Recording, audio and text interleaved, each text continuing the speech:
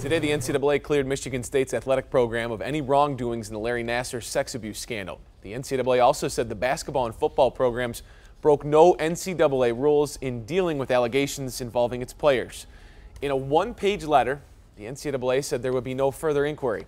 Back in January, when ESPN brought to light the way MSU dealt with sexual abuse allegations, Mark Dantonio and Tom Izzo stood firmly in the way they say they've run their programs. That included a 2010 incident where two basketball players were accused of rape. Today, Dantonio welcomed the NCAA findings. "I have never wavered in my belief that we have done things the right way here at Michigan State. As I stated earlier, we've always tackled our problems head on and have dealt with issues," he said in a statement. "We welcome the findings by the thorough NCAA investigation that our program has acted properly with all policies and procedures." Izzo released a statement as well. "Throughout my career," he said, "I've always placed the utmost priority on winning the right way. As I said in February, when faced with disciplinary issues, I've handled those in accordance with all appropriate policies and procedures.